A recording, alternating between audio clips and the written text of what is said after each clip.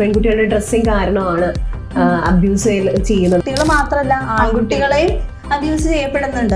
ബയോളജിയിൽ പഠിക്കാനുണ്ട് ഈ പീരിയഡ്സിനെ കുറിച്ചും അതേപോലെ തന്നെ ഓവുലേഷൻ അങ്ങനെയുള്ള എല്ലാ കാര്യങ്ങളും വളരെ ഡീറ്റെയിൽ ആയിട്ട്. വാളയാർ കേസ് അത് നമ്മൾ എന്തായാലും പറയേണ്ട ഒരു കേസ് തന്നെയാണ്. ലവേഴ്സ് ചോദിക്കുമ്പോൾ ഫോട്ടോസ് അയച്ചു കൊടുക്കുന്ന ഒരു പ്രവണത കുട്ടികൾക്ക് ഉണ്ടാവാറുണ്ട്. കാശ്മീർ ബോർഡറില് ആസിഫ എന്ന് പറഞ്ഞ കുട്ടിയുടെ കേസ്, അത് 8 പേരാണ് കുട്ടിയെ ഗ്യാങ് റേപ്പ് ചെയ്തിട്ടുണ്ട്. 8 വയസ്സുള്ള കുട്ടിയെ 8 അഡൾട്ട്സ് ചേർന്നിട്ട് ഗ്യാങ് റേപ്പ് ചെയ്യാന്ന് പറഞ്ഞാൽ ഒന്ന് ചിന്തിച്ചു നോക്കിക്കേ. എന്റെ മോളുടെ ഭാവി എന്താ പറയാ ഇല്ലാതാവും എന്ന് വിചാരിച്ച് മൂടി വെക്കപ്പെട്ട് കഴിഞ്ഞാൽ.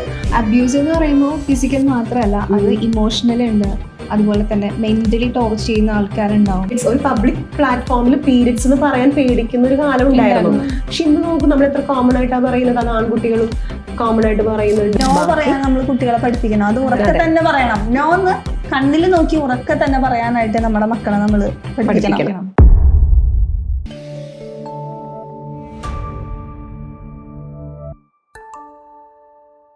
Welcome to Vattamesha. ഇത്തിരി നേരം ഒത്തിരി കാര്യം. അപ്പോൾ ഇന്നത്തെ വട്ടമേശയിൽ നമ്മൾ കുറച്ച് സീരിയസ് ആയിട്ടുള്ള കാര്യമല്ലേ രേഷ്മ സംസാരിക്കുന്നത്. അതായത് ചൈൽഡ് അബ്യൂസിനെ കുറിച്ചിട്ടാണ് സംസാരിക്കുന്നത്.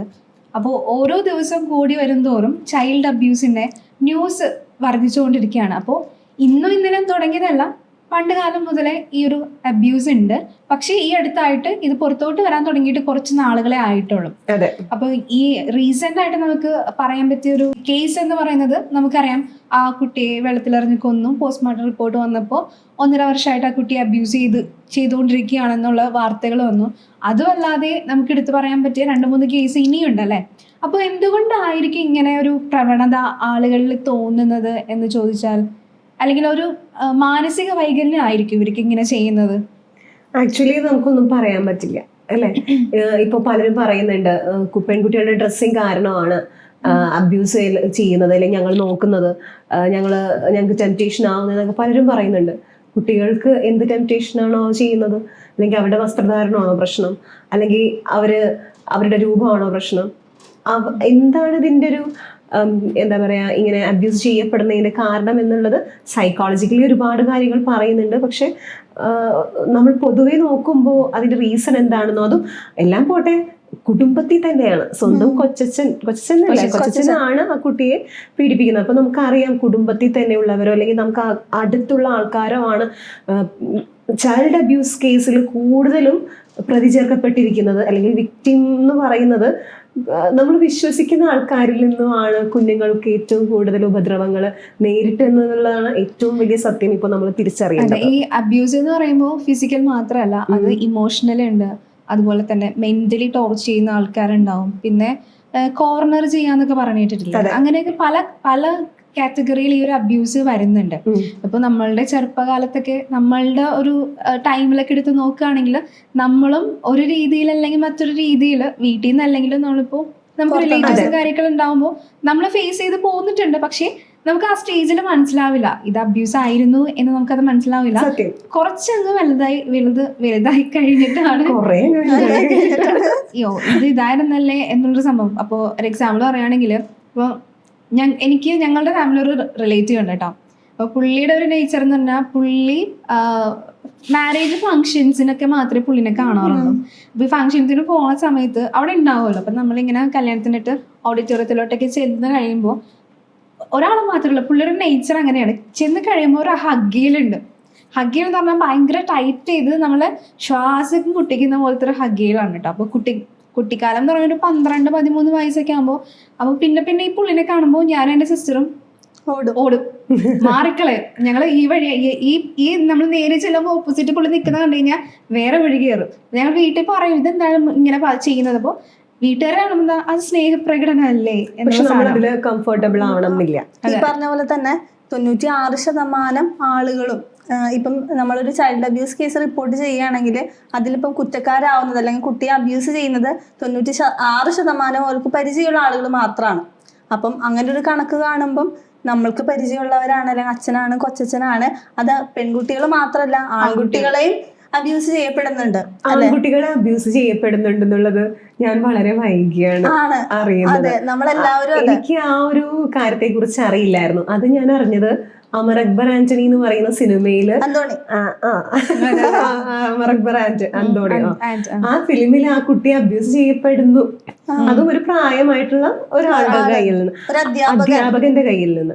അപ്പൊ അപ്പോഴാണ് ഓക്കെ പെൺകുട്ടികൾ മാത്രമല്ല ആൺകുട്ടികളും ഇത്തരത്തിലുള്ള പ്രശ്നങ്ങൾ അനുഭവിക്കുന്നുണ്ട്. അപ്പൊ എനിക്ക് തോന്നുന്നു അന്നാണ് കുറെയൊക്കെ ഞാൻ തിരിച്ചറിയുന്നത് ഓക്കെ ഇങ്ങനത്തെ കുറെ കാര്യങ്ങളുണ്ടെന്ന്. അതുവരെ ഒരു കുട്ടിയായിരുന്നല്ലേ. ആൺകുട്ടിയുടെ കാര്യം പറഞ്ഞപ്പോഴാണ് ഒരു സാധാരണ നമ്മൾ ആണുങ്ങളെ മാത്രമേ കുറ്റം പറയാം. ഈ അടുത്തൊരു പെൺകുട്ടിയെ അല്ലെങ്കിൽ ഒരു 26 വയസ്സുള്ള ഒരു സ്ത്രീ, പേര് മറന്നുപോയി, അപ്പൊ ഓൾറെഡി ഇപ്പൊ പ്രിസണിലാണ്. പിന്നെ ഒരു കേസും കൂടി ആ കുട്ടിയുടെ പേരിൽ രജിസ്റ്റർ ചെയ്തിട്ടുണ്ട്. ആദ്യം പെൺകുട്ടിയാണ്, ഇപ്പൊ ഒരു ആൺകുച്ചിനെയും കൂടി ഇങ്ങനെ അബ്യൂസ് ചെയ്തിട്ടുണ്ടെന്നുള്ളത് പറഞ്ഞിട്ട്. അതെ. അതേപോലെ തന്നെ നമ്മൾ എപ്പോഴും വിചാരിക്കുന്ന ഒരു കാര്യമുണ്ട്, നമ്മളെ കുട്ടികൾ എപ്പോഴും പുറത്തു പോയിട്ടുണ്ടെങ്കിലാണ് ഇങ്ങനത്തെ ഒരു സിറ്റുവേഷനിൽ പെടാം. ഇപ്പൊ നമ്മൾ നേരത്തെ പറഞ്ഞ പോലെ തന്നെ ഫിസിക്കലായിട്ടുള്ള ഒരു അബ്യൂസ് മാത്രമല്ല, അവരെ ഡിസ്റ്റർബൻസ് ആക്കുന്ന എന്ത് കാര്യം. ചില ആളുകള് ഭയങ്കര ഒരു ലൈംഗിക ചൊവ്വയുള്ള ഓരോ സംസാരങ്ങൾ സംസാരിക്കുക, അതേപോലെ തന്നെ ആക്ഷൻസ് കാണിക്കുക. ഇപ്പൊ ബസ്സിൽ പോകുന്ന സമയത്താണെങ്കിലും ക്ലാസ്സിൽ പോകുന്ന സമയത്താണെങ്കിലും വഴിയിലാണെങ്കിലും അങ്ങനത്തെ ഞരമ്പ് രോഗികളെ നമുക്ക് കാണാനായിട്ട് പറ്റും. അതുകൊണ്ട് തന്നെ ചില ആളുകൾ കുട്ടികളെ ഭയങ്കര കെയർഫുൾ ആയിട്ട് വീട്ടിൽ മാത്രം ഒതുക്കി നിർത്തി പുറത്തേക്കൊന്നും വിടാതെ കൊണ്ടാക്കുന്നു, കൊണ്ടുവരുന്നു.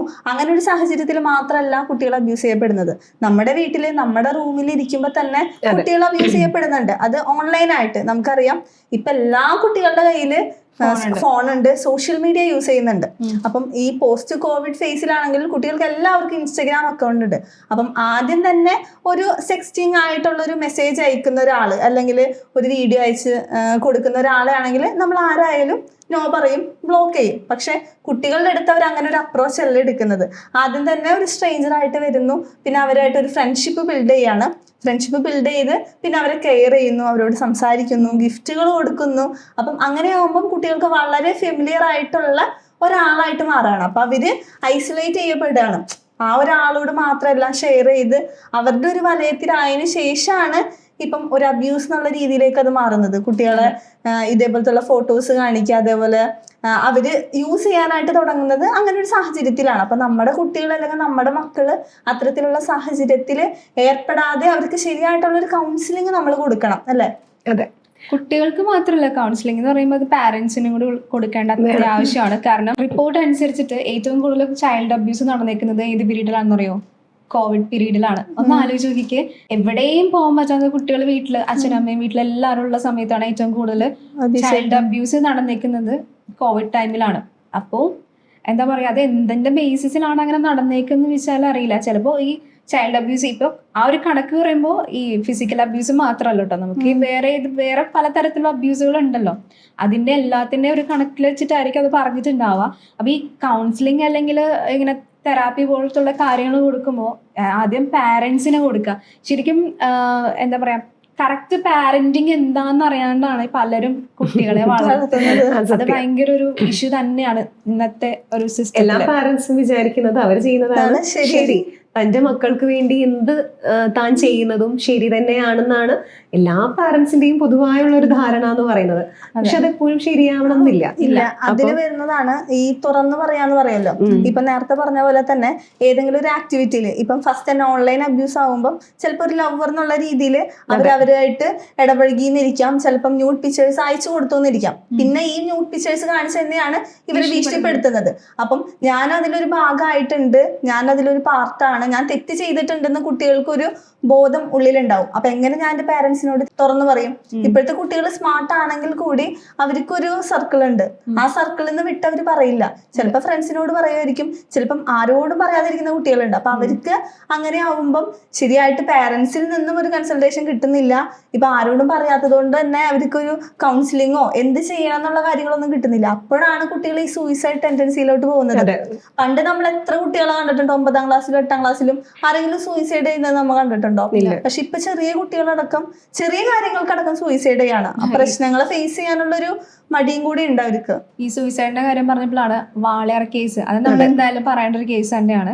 അപ്പൊ ആദ്യത്തെ ആ 13 വയസ്സുള്ള കുട്ടി ആത്മഹത്യ ചെയ്തിട്ട് 1 മാസം കഴിഞ്ഞിട്ടാണ് ഇളയ കുട്ടി ആത്മഹത്യ ചെയ്യുന്നത്.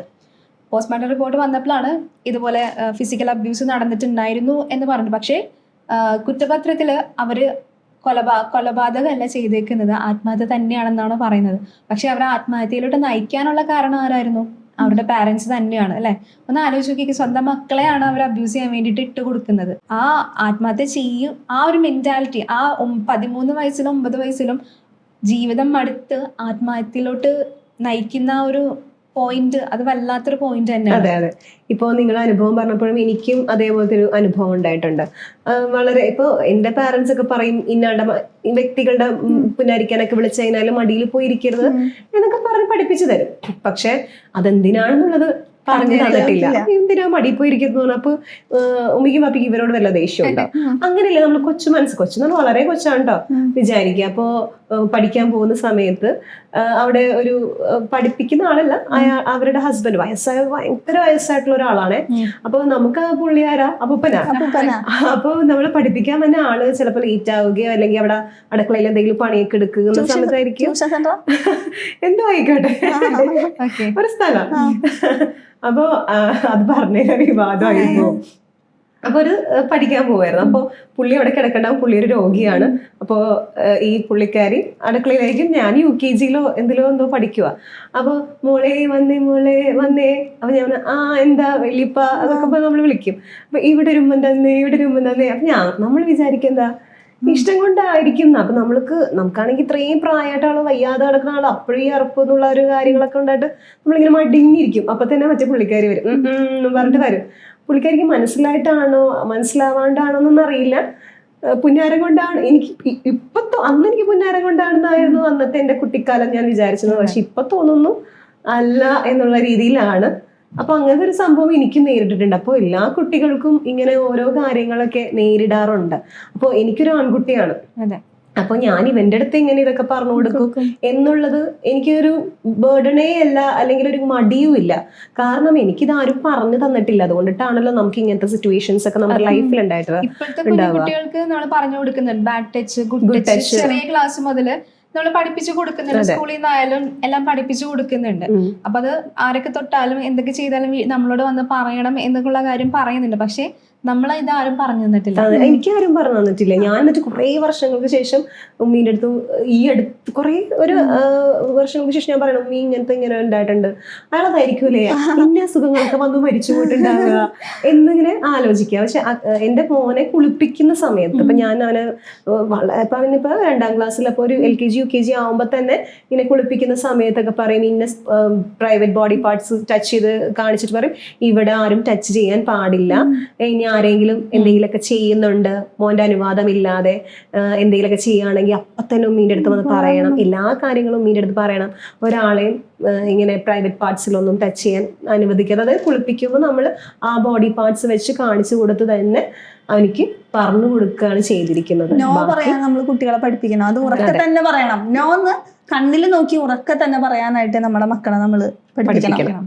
പേടിയില്ലാതെ അത് എന്ത് കാര്യം നമ്മളോട് തുറന്നു പറയാന്നുള്ളൊരു ധൈര്യം ഉണ്ടാക്കിയെടുക്കണം. അത് വലിയൊരു കാര്യം തന്നെയാണ്. ഇപ്പൊ ഈ ഓൺലൈൻ അബ്യൂസിന്റെ കാര്യം പറഞ്ഞപ്പോഴാണ് എന്താണ് ചൈൽഡ് അബ്യൂസിൽ ഞാൻ ഇരിക്കില്ല എന്ന് പറഞ്ഞത്.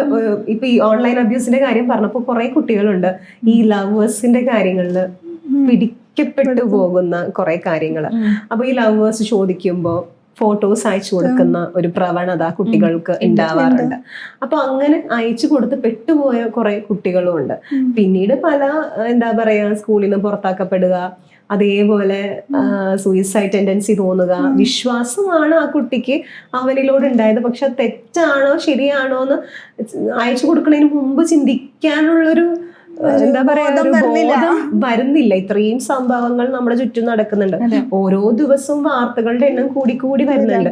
പക്ഷെ തെറ്റുകൾ കൂടി വരുന്നുണ്ട്. ഇപ്പൊ ഷൂട്ട് സ്റ്റാർട്ട് ചെയ്യണ മുമ്പ് വരെ നമ്മൾ ഇൻസ്റ്റാഗ്രാമിൽ ന്യൂസ് കണ്ടുള്ളൂ. 3 വയസ്സുകാരിയെ അപ്പൂപ്പൻ പീഡിപ്പിച്ചു കേറണ മുമ്പ് നമ്മൾ വായിച്ചിട്ടാണ് ഇപ്പൊ ഇരിക്കുന്നത്. അപ്പോ ഓരോ മിനിറ്റിലും ഓരോ സ്ഥലത്ത് അറിയുന്നുണ്ട്, പുറത്തോട്ട് വരുന്നുണ്ട്. പിന്നെ അറിയാൻ പാടാത്ത ഒരുപാട് കാര്യങ്ങളുണ്ട്. പ്രോപ്പറായിട്ട് ഇത് പുറത്തോട്ട് വരാത്ത സമയത്ത് അവിടെ സംഭവിക്കുന്നത് ആ കുട്ടിക്ക് കിട്ടേണ്ട കുറച്ച് നീഡ്സ് ഉണ്ട്. ഇപ്പോ കൗൺസിലിംഗ് ആയാലും ഫിസിക്കൽ ട്രീറ്റ്മെന്റ് ആയാലും അതൊക്കെ അവിടെ മെന്റലി ഉള്ള കാര്യങ്ങളൊക്കെ എന്താ പറയാ അവിടെ തടയാണ്. അപ്പൊ അത് ആ കുട്ടിയുടെ ഫ്യൂച്ചറിനെ ബാധിക്കുമെന്ന് പാരന്റ്സ് കൂടി മനസ്സിലാക്കണം. അതെ, അപ്പൊ രഹസ്യമായി വെക്കുക, എന്റെ മോളുടെ ഭാവി എന്താ പറയാ ഇല്ലാതാവും എന്ന് വിചാരിച്ച് മൂടി വെക്കപ്പെട്ട് കഴിഞ്ഞാൽ ആ ക്രിമിനലിന് ഇനിയും അതേപോലത്തെ ഒരുപാട് കുട്ടികളെ ക്രൈം ചെയ്യാനുള്ള ഒരു പോസിബിലിറ്റിയാണ് ഒരുക്കി കൊടുക്കുന്നത്. അതേപോലെ തന്നെ ഈ കുട്ടിയുടെ ട്രോമ, ഇപ്പൊ ഞാൻ പലരും പറഞ്ഞിട്ടുണ്ട് ഫിസിക്കലി ഉള്ള ബുദ്ധിമുട്ടുകൾ നമുക്ക് ട്രീറ്റ് ചെയ്താൽ മാറും, പക്ഷെ മെന്റലി ഉള്ള ബുദ്ധിമുട്ടുകൾ അത് ട്രീറ്റ് ചെയ്യാൻ ഭയങ്കര ബുദ്ധിമുട്ടാണ്, അത് മറക്കാൻ ഭയങ്കര ബുദ്ധിമുട്ടാണ് എന്നുള്ളത്. ഇതിപ്പോ കുട്ടികളുടെ കാര്യം മാത്രമല്ല കേട്ടോ, ഇതിപ്പോ പറയാൻ പാടുണ്ടോന്ന് അറിയില്ല. ഇപ്പൊ നമ്മൾ വലുതായി കഴിഞ്ഞാൽ നമ്മൾ പ്രതീക്ഷിക്കാത്ത സമയത്ത് നമുക്ക് ചില ഇൻസിഡൻസ് ലൈഫിൽ ഉണ്ടാവും. അത് നമ്മൾ ഒട്ടും പ്രതീക്ഷിക്കാത്ത ആൾക്കാരുടെ കയ്യിൽ നിന്നായിരിക്കും സംഭവിക്കുന്നത്. പക്ഷെ ആ ഒരു ഇൻസിഡന്റ് പിന്നെയും വേറെ ആരെങ്കിലും അങ്ങനെ തെറ്റായ രീതിയിലല്ലെങ്കിലും നമ്മളോട് വരുമ്പോൾ നമുക്കത് ഒരു ട്രോമ, നമ്മുടെ ഉള്ളിലുള്ള ട്രോമ ഉണ്ടല്ലോ, അത് നമ്മളെ വല്ലാതെ ഹോണ്ട് ചെയ്യുന്ന ഒരു സാധനമുണ്ട്. കുട്ടികളുടെ കാര്യം ഒന്ന് ആലോചിക്കുക, വളരെ ചെറിയ കാലം മുതൽ അവരിങ്ങനെ ഫേസ് ചെയ്ത് വന്നിട്ട് അവരുടെ ഫ്യൂച്ചർ നല്ല രീതിയിൽ അത് ബാധിക്കും. ഇപ്പൊ നമ്മുടെ ചെറുപ്പത്തിൽ ഉണ്ടാകുന്ന ചെറിയ ചെറിയ ട്രോമകൾ പോലും നമ്മൾ അറിയാതെ നമ്മുടെ ഫ്യൂച്ചറിൽ ഫുൾ എഫക്ട് ചെയ്യും. നമ്മൾ ഈ പറഞ്ഞ പോലെ തന്നെ ഒരു മാരീഡ് ലൈഫിലേക്ക് പോകുമ്പം, ഒരു പാർട്ട്ണറുടെ അടുത്ത് പോകുമ്പം അവർക്ക് ചെറുപ്പത്തിൽ ഉണ്ടായിട്ടുള്ള ട്രോമകൾ അവരെന്തായാലും എഫക്ട് ചെയ്യും. അതിനാണ് അവർക്ക് പ്രോപ്പറായിട്ടുള്ള കൗൺസിലിംഗ് വേണം, അവർക്കൊരു ഫിസിക്കൽ കൺസൾട്ടേഷൻ വേണം, പാരൻസിനും അതേപോലെ തന്നെ കുട്ടികൾക്കും കൗൺസിലിംഗ് ആവശ്യമാണ്. അപ്പം അത്തരത്തിലുള്ള നീഡ്സ് നമ്മളൊരു കുട്ടിക്ക് കൊടുക്കാതിരിക്കുന്നത് അവരോട് ചെയ്യുന്ന ഒരു ക്രൂരത തന്നെയാണ്. ഞാനൊക്കെ പഠിക്കുന്ന സമയത്ത് +1 +2 പഠിക്കുന്ന സമയത്ത് നമുക്ക് വീക്കിലി 1 ഡേ അവിടെ ഒരു കൗൺസിലിംഗ് ടീച്ചർ ഉണ്ടാവും. ഇപ്പോഴത്തെ കുട്ടികൾക്ക് ഉണ്ടോ ഇല്ലേന്ന് അറിയില്ല. ഉണ്ടല്ലേ? ഓക്കെ. അപ്പൊ അവര് വന്നിട്ട് ഇടയ്ക്ക് നമുക്ക് ക്ലാസ് ഒക്കെ എടുക്കും, എക്സസൈസ് അങ്ങനത്തെ കാര്യങ്ങൾ. ഇപ്പോൾ എന്തെങ്കിലും വീടുകളിലായാലും പാരന്റ്സിന്റെ ടോർച്ചറോ അങ്ങനെ എന്തെങ്കിലുമൊക്കെ ടോർച്ചർ ഉണ്ടെങ്കിൽ മിസ്സിനെ കണ്ട് സെപ്പറേറ്റ് പറയാനുള്ളൊരു സിറ്റുവേഷൻ ഒക്കെ ഉണ്ടായിരുന്നു. ഇപ്പോൾ ഉണ്ടെന്ന് തോന്നണം അങ്ങനത്തെ അംഗനവാടിയിലൊക്കെ അഡോളസന്റ് കുട്ടികൾക്കൊക്കെ ക്ലാസ് ക്ലബ്ബുകൾ ഉണ്ടാവാറുണ്ട്. സോ അതൊക്കെ വളരെ യൂസ്ഫുൾ ആണ്. വീട്ടുകാരോട് അങ്ങനെയാണല്ലോ കഴിഞ്ഞ കൊല്ലം ഒരു കേസ് പുറത്തു വന്നത്. ഇതേപോലെ ഒരു കൗൺസിലിംഗ് ക്ലാസ്സിലാണ് ഒരു കുട്ടി അവരുടെ അനുഭവം അവളുടെ ഫ്രണ്ടിനോട് പറയുകയും അത് കൺസൾട്ടഡ് ആയിട്ടുള്ള ടീച്ചറിനോട് പറയുകയും പിന്നെ ആ കുട്ടി ഡയറിയിൽ എഴുതി വെക്കുന്ന ഒരു സ്വഭാവം ഉണ്ടായിരുന്നു. ആ ഡയറി വഴിയാണ് 10-40 പേരെ പിടിച്ചത്. സോ അങ്ങനെ കുറെ കാര്യങ്ങളുണ്ട്.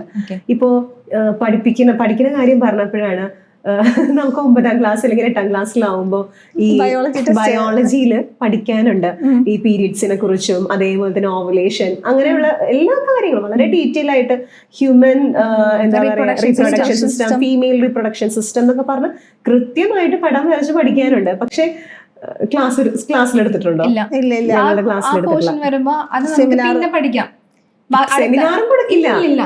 ആ പോർഷൻ നമുക്ക് ലാസ്റ്റ് പഠിക്കാം, അടുത്ത ചാപ്റ്ററിലൂടെ നമുക്ക് പോകാം. ഇത് നിങ്ങൾ വായിച്ചാൽ മതി, വായിച്ചാൽ ഉടനെ കിട്ടും എന്ന് പറയുന്നത്.